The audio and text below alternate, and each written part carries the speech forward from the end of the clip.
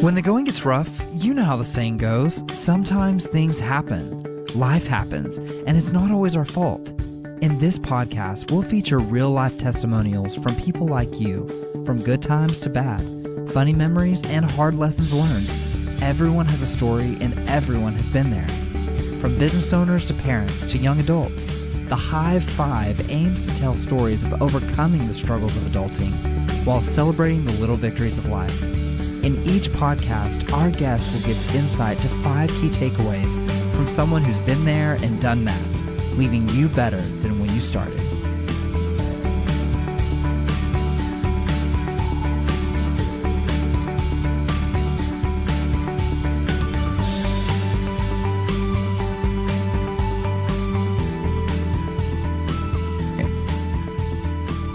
Thank you so much for listening today. My name is Kagan with BriteBee, and we also have Catherine Parker, Marketing Director of BriteBee as well. Hey. And today we have a wonderful guest speaker today, and his name is Graeme Winder, and he is the founder of PAZU Music. How are you doing, Graeme? I'm doing great. Thanks so much, Kagan. Let's get started. Tell us a little bit about PAZU Music. What in the world is that?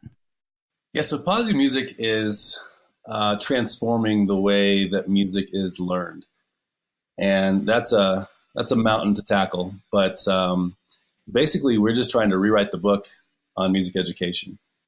So rewriting the book, that sounds like a major problem and very difficult, as you said, to tackle. So tell us a little bit about how you're doing that. Right. So, everything that we've done up to this point, basically for my entire life, when it comes to music learning, has been rooted in failure, my own personal failures. I failed the music system when I was 5 years old. I failed it in high school. I failed it in college. To somebody who loves music more than anything else, this was very confusing for me. So I've experienced the problems that music education faces, firsthand, obviously, but I found out that so many more people have also experienced the same things as I have. And so, that's kind of how everything came to be today. So all of it is based upon your past failures. Is that accurate? That's completely accurate. Yes. Well, I would say that, in the music realm as well, as we've talked before, I enjoy music as well, but honestly, I feel like I failed multiple times in that area as well. And I think it's to your point that there is a problem with the way we learn music. Yeah, I think that this was something I discovered very, very early on in life at 5 years old. I got, we were lucky enough to have a neighboring, some neighbors in the apartment complex that we lived in. My mom, my sisters, and I, they didn't want to move their little upright when they moved. So they just said, "Hey, do you want it?"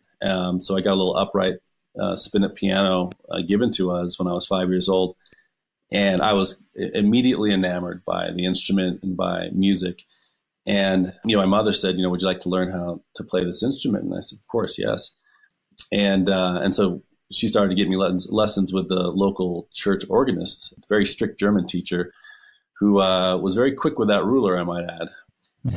As we were learning in our lessons, I realized that I was doing something, but I didn't realize at the time, but later on I looked back and said, wow, what I was doing was on the song that she wanted me to learn, I'd have her play it for me.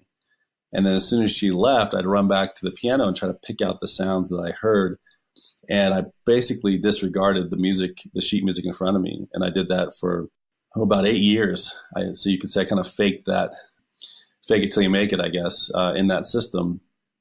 But something, was not quite right. I never quite felt like I fit in that system, the square peg in the round system for, since the very beginning. Well, and I can actually relate to that because when I was 5, I asked for a guitar and I still have that guitar in my closet today, and I've never learned how to play a single thing. And I've tried to read the music, I've tried to learn the chords, I've tried the YouTube videos, and nothing works. I mean, so I think that this is definitely a problem for now hearing y'all's side of the story, problem for more people than just myself. And then I played piano for several years when I was younger, and I kind of had the same experience as you, Graeme. I would learn by my ear. I would play by my ear. And so instead of actually, reading the music and processing it and understanding it all, I would hit keys until I found the one that sounded right. So it sounds like this is exactly what you're trying to address. Thanks for a very poor experience. Yeah, absolutely. Especially for my parents who were in the other room. That is true. Yep, that's right. I know. And the poor parents, they just, parents just want what's best for their children. And to your experiences, you're not alone. In fact, 8 out of 10 students will quit music in the first year of trying it. That's a problem. That's Right. a huge problem, especially when you look at how many people listen and enjoy music. Well, I think it's safe to say the market there is the global market. It's everybody on the planet. You're experiencing music just about every day of your life. And so music is such a core piece of humanity. It's not just for the select few. And I think that what's really frustrating for so many, like all of us, is that we want to engage music at a higher level of enjoyment, but there's just so many obstacles in the current system that doesn't allow us to reach those levels. So, Graeme, tell us a little bit about what those obstacles are so our listeners understand what to be looking for when they're looking at their children learning from someone else, or maybe they're wanting to learn themselves. Yeah, absolutely. I think, and I want to be really clear here that I'm a huge advocate of anyone who teaches music. I think that it's such a critical piece of who we are that so few really get to connect to. But what happens is that these teachers are really limited in the way that they're able to teach music. So for example, let's say if you're wanting to learn the piano, if you go hire a teacher, then chances are you're going to get, music books, and you're going to get a visual pathway, we call that. And so you'll be taught how to read notes and how to play. Well, that's a skill. That's a very good skill to have, but it leaves out so many other ways of learning. And then the most important piece to learning is what we call the creative piece. And that's where you start creating music that comes from you. That's the most powerful type of music you will ever experience, is music that comes from you. So limitations on outdated and traditional pedagogy is really a huge problem. And then no creative development is another huge problem. And then there's actually another very big problem that faces not just music educators, but just educators in general. And that's dealing with all the different learning types that you have in your students. And so you speak to any teacher anywhere, they'll probably tell you, yeah, I have a whole classroom full of students who learn differently. And so if you have a one size fits all formula, you're going to have that bell curve. You're going to have some students that do really well. Most do, kind of okay across the spectrum. And then you'll have some that just do not connect to that learning style at all. And then that leads to a lot of problems with those students. And so we had to come up with a way that addresses all of those problems uniquely and in a way that it really focuses on the individual versus having a formula to fit everyone. With PAZU Music, what you have done is really try to address, or not try, but you're doing it, addressing the problem that everyone's got different learning styles, and you're able to infuse that into the classroom or for an individual as well, and meet that need so that each individual has the same opportunity. Yeah, that's exactly right. The very first thing that we do, whether it's in our physical school or whether it's through the PAZU program, is we want to know what type of learner you are, because that'll immediately put us on a pathway to success. If I don't understand the type of learner you are and I try to teach you in a way that's not in alignment with that strength, then it just makes the journey a lot more difficult, and the chances of being successful, decrease. PAZU Music is not your actual first thing that you've done. If I'm right, Winder Academy of Music, now that is in California. That is what we started 9 years ago, my wife and I. We wanted to, we took a look at those numbers. 8 out of 10 students drop out. We look at poor retention across the board. We look at music lovers who can't who are unable to be developed properly through the music learning system. And we said, we have to tackle this pretty strongly, especially because I had my own personal experiences with it. I knew firsthand the frustrations that go along with that. And so we started our school 9 years ago in California. And then as I got married and as we had started having a family, I realized that, okay, I actually want to go back to my roots, which is Colorado. This is where I want to raise my kids. And so we had to actually open up a new market in Colorado as I was traveling back and forth with the California school every week. Very difficult thing to do, but thankfully I can say we accomplished that in about an 8-month period. We were able to build up enough clients here in Colorado that I was able to stop traveling so much and give my students up to our other instructors. Wow. So you actually, do you still have Winder Academy in California, but you do not travel anymore? Correct. That's correct. Yeah. Okay. So it's safe to say, so we have Winder Academy in California, but we also have Winder Academy in Colorado as well, or just PAZU music? Mm-hmm. Wow. So you've got a lot on your plate. Yeah, you could say that. It's you're working two full-time jobs. Obviously, one is to provide for the family and cover the bills, and then the other one is meeting a calling on my life to really do something that I believe is what I was put here to do, and that one doesn't pay yet. So that's it's a very difficult road. It's something that I've always known I'm going to do. Yeah, well, I want to talk about it. I definitely want to get into it. So, PAZU music, we understand what that is, but I really want to talk more so about you and your family and just the general idea of starting another business and what that's looked like for you. You and I met by introduction, and honestly, I think it was because I needed some encouragement in the time of my life, and I explained some things to a friend, and she said, "Oh, you've got to meet Graeme," and you were just that. And so I really would love for you to speak some of those words of wisdom and also encouragement that you gave me a few weeks ago, actually. Tell us a little bit about the struggles that you've dealt with over these last 2.5 years of starting PAZU, and what you've done to overcome those and moving forward. Well, I appreciate those kind words, Kagan. And, it goes both ways. I was very fortunate to meet you and hear your story. And, I think that founders in general, they experience things that very few people kind of go through. It's kind of a unique journey. And I never set out to be an entrepreneur or a founder. I was just a music teacher, for many, many years. I never had I didn't even know what a startup was, and so I just knew that I needed some kind of, vehicle to scale and to get what we have, because I knew what we had was so special in the school, but I just didn't know how to grow out beyond, this small sphere of influence that I had.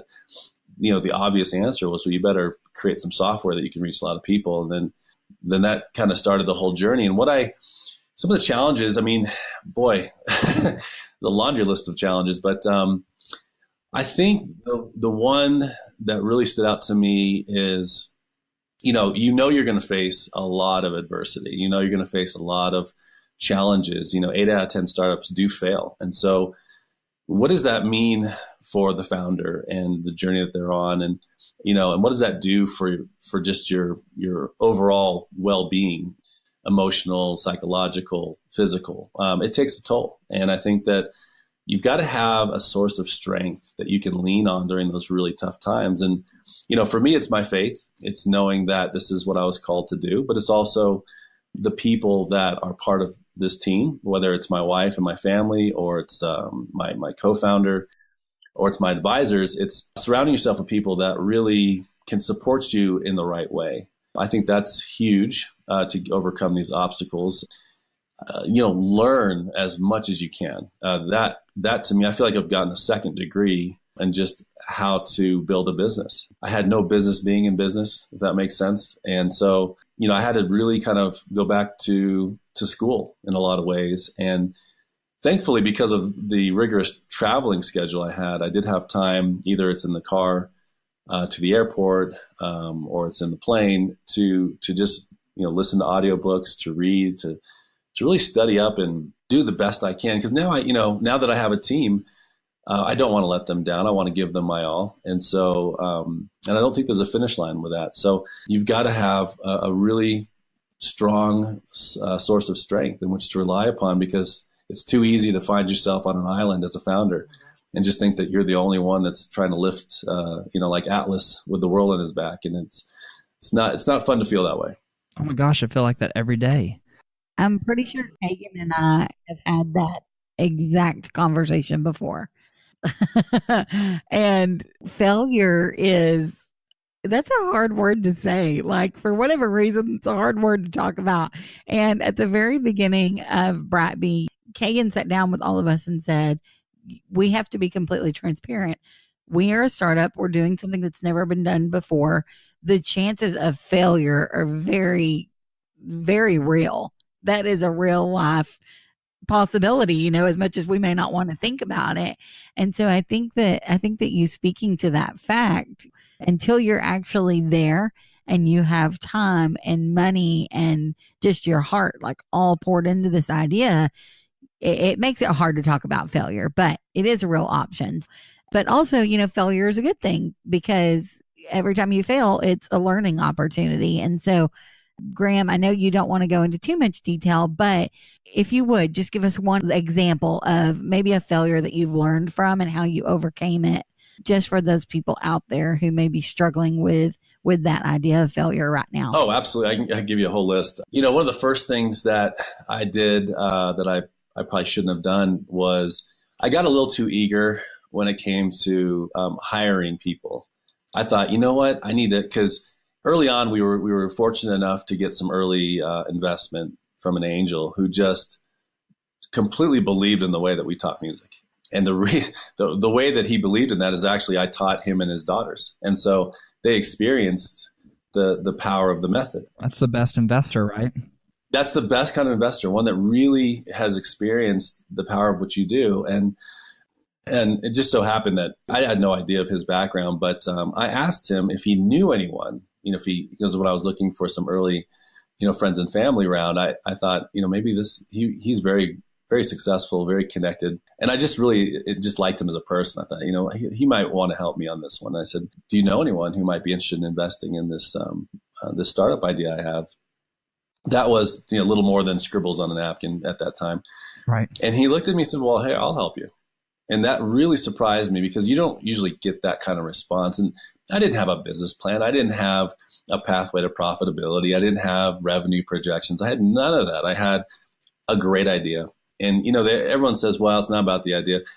Well, sometimes you have a great idea that people can really experience the power of, and they see that you're completely convicted on that. That's all he needed, because he knows that one way or another, I'm going to find a way to make this work. So we got some early friends and family, and I just started hiring people, marketing and, business strategy. And I just, these consultants, if you will. And I was shelling out a lot of money thinking this is how you do it. That was the wrong approach, because most of the value that I got back from the consultants, I could have found on my own. And so, that was a big mistake. Another big mistake was, kind of pursuing the wrong channel. I thought early on that we had a really good channel in this particular segment, charter school segment. And what ended up happening was the channel was good, but the people I was working with, they weren't in alignment with I guess, our culture. And so, and I kind of knew it in my gut, but yet I kept kind of trying to force it, and I think that because I was so, I guess I wouldn't say desperate quite yet, but I was really excited to make things happen. And for young founders, I mean, that's, you get a little nibble from somebody, you're jumping up and down, and it can be a good thing. Right. It can also be, a trap. Ringing the cowbell all the time. Right?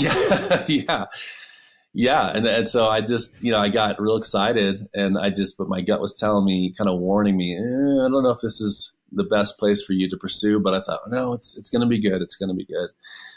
And I probably wasted a good 3 months of our team's time and energy and resource, pursuing this channel, which at the end certainly did not work out.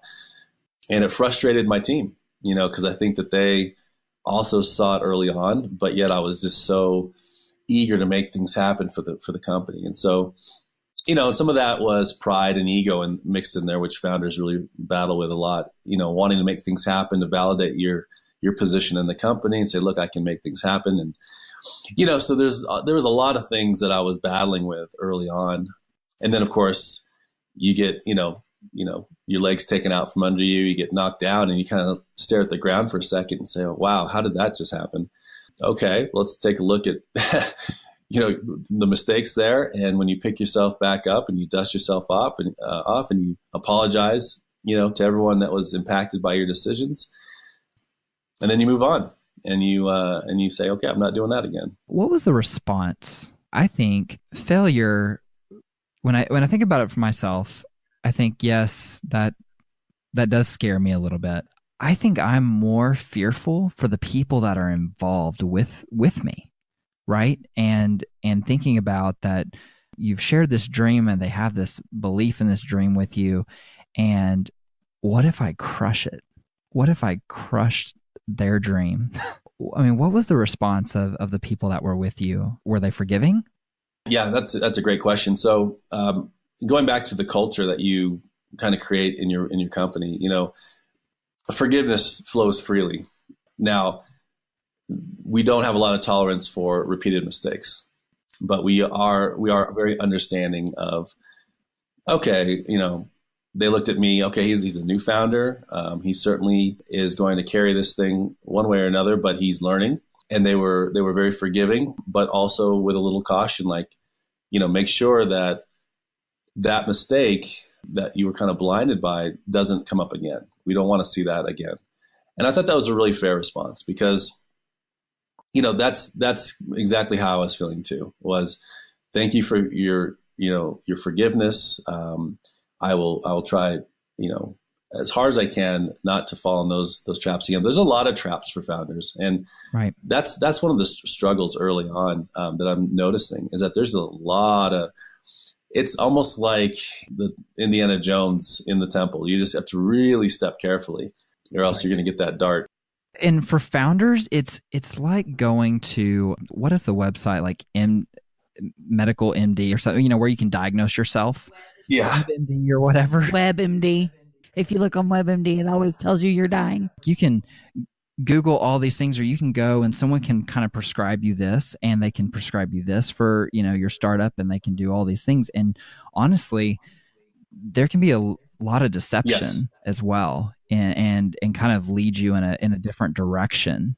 And so that's something that I think is very important for people to understand, and to be very grounded in what you believe, and in your faith, and also in your mission, and what you're trying to accomplish in your business. Yeah, that's an excellent point, because there's so much out there. When I said, educate yourself, and all the audiobooks and reading from, the great business leaders, I take more of the principles that they're teaching versus the actual, the details of an experience, because every founder and every company is different in its own little way. And you're dealing with different people, different personalities. So there's just a lot of nuances that go on in every day in a startup. And so what I like to do is take principles and then apply them the way that they need to be applied in our startup. But certainly there's a lot of misleading information out there. So you just have to be careful about, what sources you're taking it from. And just a quick comment on the whole failure thing. The one thing that's really helped me overcome failure, I think that there's certain levels of a founder. I think that there's the founders that, are really interested in a new idea, a new product. I think those founders are passionate, about a new product or new idea. And then I think there are those founders who are like I didn't realize that this level existed, but a calling on your life. And I think I said that earlier in this podcast was, what I do today and what I've done in the last 2 years, I'm going to be doing this the rest of my life. And why do I know that? Is because this is what is spoken on my heart. This is why I'm on this planet.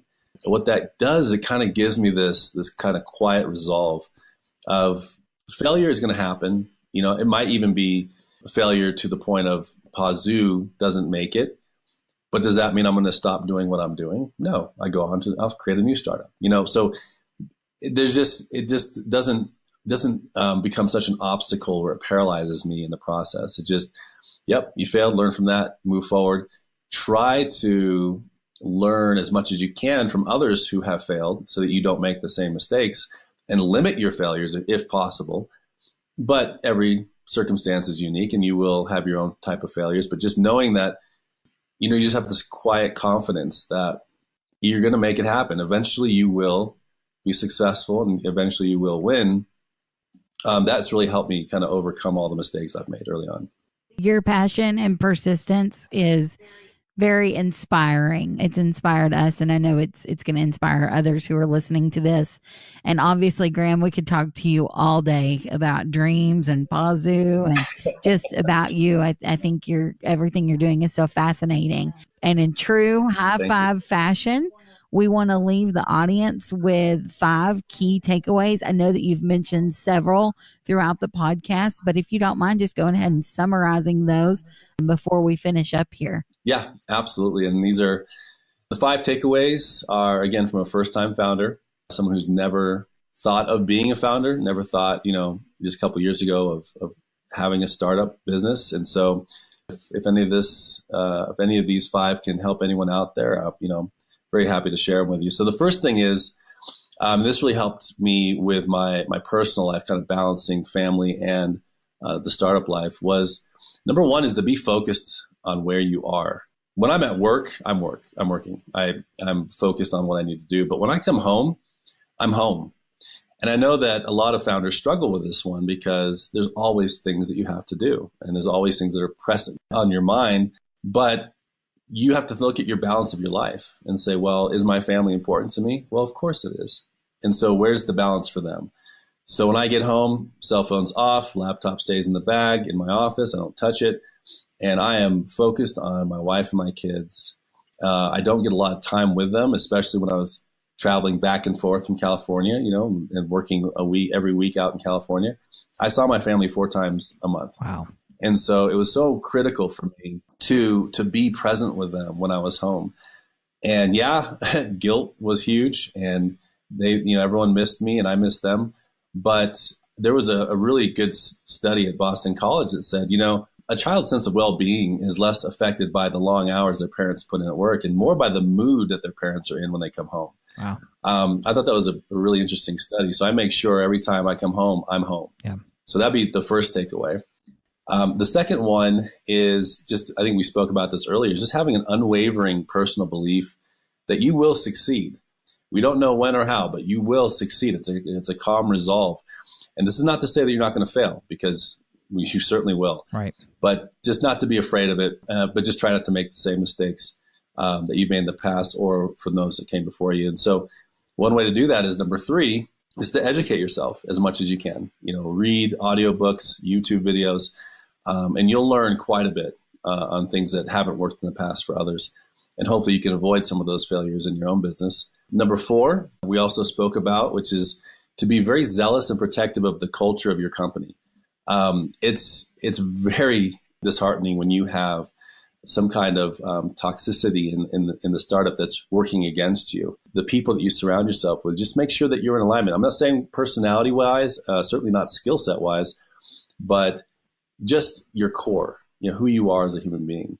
If you surround yourself with people that are cut from the same cloth, I think you have a much higher chance of being successful and certainly limiting the obstacles that come up. And then number 5 is kind of a funny one for me.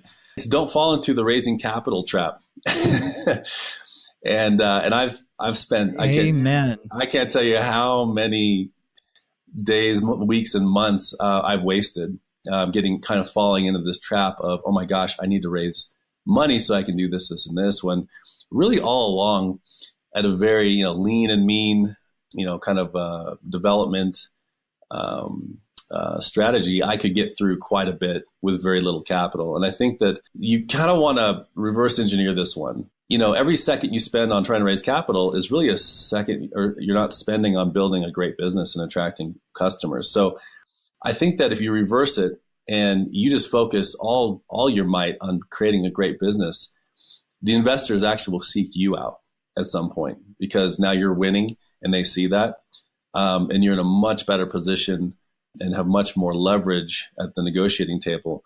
I just think that it's really a trap, because there's so much, like you said earlier, misleading information on everyone's telling, yeah, you got to go out and raise capital. I just, what I've seen so far is that let that be kind of a natural progression, and don't let that be the focus of what you're trying to do. You're focusing on building a great business and getting customers.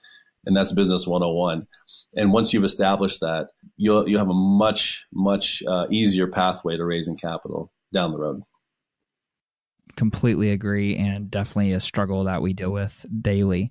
But I feel like we have not even scratched the surface of what I want to know more about you and just what you've been able to do. But today, that's about as far as we're going to be able to go. So tell us real quick, how can other people know about you and what PAZU Music is doing? What is the best way to reach you?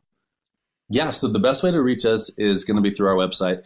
It's www.pazumusic.com, and that's PAZU music.com. And then if they want to try out our prototype and actually discover their music mind, they can go to the same address, www.pazumusic.com/home. And that'll take you to a little prototype that you can kind of test out and have some fun with. Fantastic. Well, we will definitely put that in the show notes as well to make sure that everyone has that. And we look forward to seeing what PAZU Music is going to do, and also what you're going to do. We know it's going to be amazing. The last thing we always have to say is, if you are looking for insurance quotes that don't sting, always go to BriteBee.com and click Get a Quote, and we'll be more than happy to serve you further. If there's anything else we can do for you, please just let us know, but have a wonderful day.